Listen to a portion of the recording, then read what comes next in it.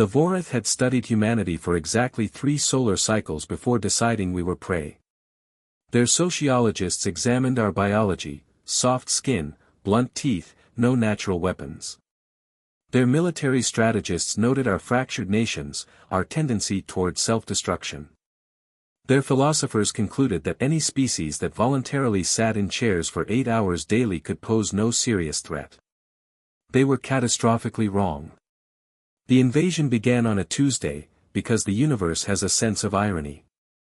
The Vorith dropships descended on population centers across Earth, their sleek predatory forms emerging from plasma clouds like nightmares given flesh. 7 feet tall, quadrupedal, with serrated mandibles that could shear through steel, they were evolution's perfect killing machines from a high-gravity death world. They expected screaming. They expected fleeing. They expected easy prey. Instead, they got Emily Rodriguez. The Vorith strike team materialized in Lecture Hall B of Morrison University at 2:47 p.m., right in the middle of Professor Mitchell's astrophysics class. 63 students. 1 teaching assistant. And Emily, a 22-year-old senior who'd survived 3 tours in the Marine Corps before using her GI Bill to study engineering. The first Vorith through the portal locked its 6 black eyes on the nearest student, a kid named Tommy who still had acne and dreams of working for NASA. The Predator's translator chip broadcasted in perfect English: designation, prey. Threat level, 0. Commencing harvest. Emily stood up so fast her desk flipped. She didn't think. Thinking was for people who hadn't spent 18 months in Kandahar learning that hesitation meant death. Her hand closed around the nearest object, a cheap wooden chair that was probably older than she was, and she swung it against the wall with enough force to shatter it into pieces. The Vorith turned toward her, mandibles clicking in what their species considered laughter. Emily gripped the chair leg, 3 feet of solid oak with a jagged, splintered end, and smiled without humor. "You picked the wrong fucking classroom." The first Vorith lunged.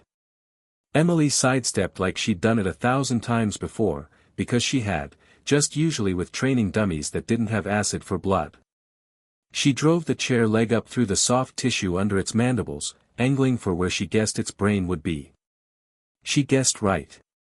The Predator collapsed, purple ichor spraying across the whiteboard and Professor Mitchell's carefully drawn diagrams of stellar formation. The second Vorith learned from the first's mistake. It tried to circle, to use its superior speed and 4 legs to outmaneuver her.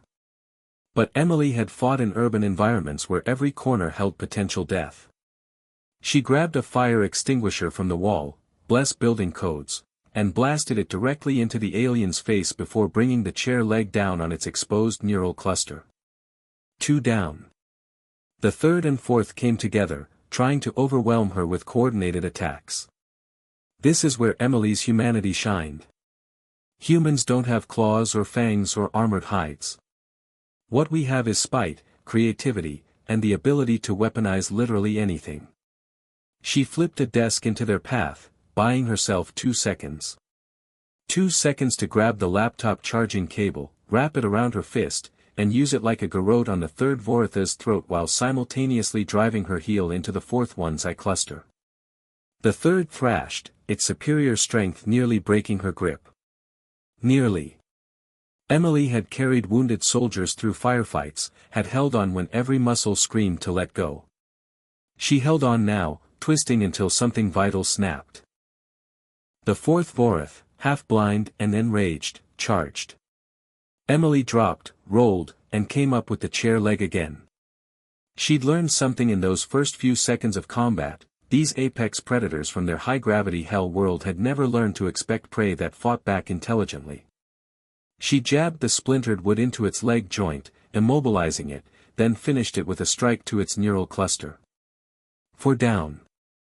The classroom was silent except for Emily's controlled breathing and the quiet sobbing of students who just watched their teaching assistant become humanity's first line of defense. The Vorith portal shimmered. A 5th predator emerged, larger than the others, with scars that told stories of countless hunts on countless worlds. This one didn't rush. It studied Emily with something that might have been respect in a creature capable of such emotion. "You are unexpected," it said through its translator. "What are you?" Emily hefted her chair leg, covered in purple blood and splinters. Her hands were steady. Her voice was steadier. "I'm a human being. We're apex predators too.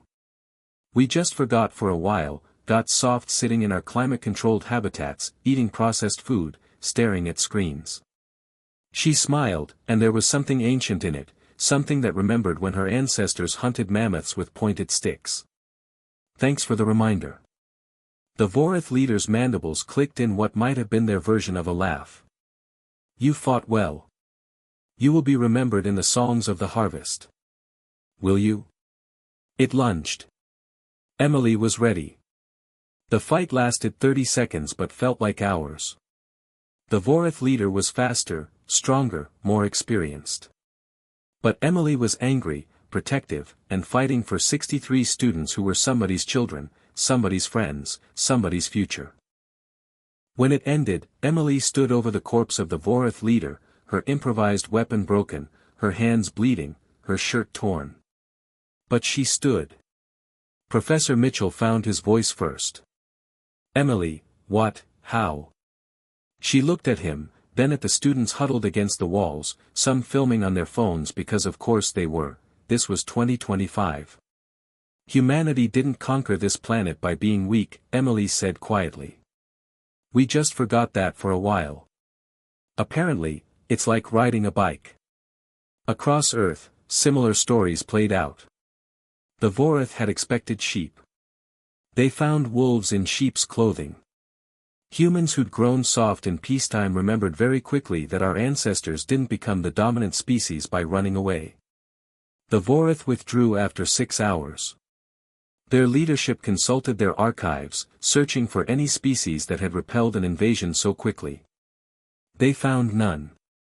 In the smoking ruins of Lecture Hall B, Emily Rodriguez sat on the floor, surrounded by concerned paramedics and awestruck students. Someone had given her a bottle of water. Someone else had draped a blanket over her shoulders. Tommy, the kid who almost became the first victim, looked at her with wide eyes. "You saved us." Emily shook her head. "I just remembered what we are. What we've always been." She looked at the broken chair leg still clutched in her hand.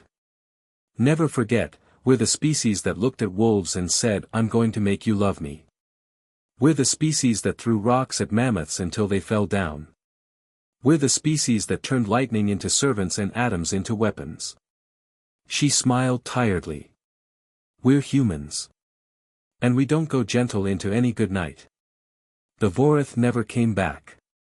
But they added a new entry to their catalog of dangerous species: humans. Threat level, extreme. Do not engage. Even their furniture is deadly.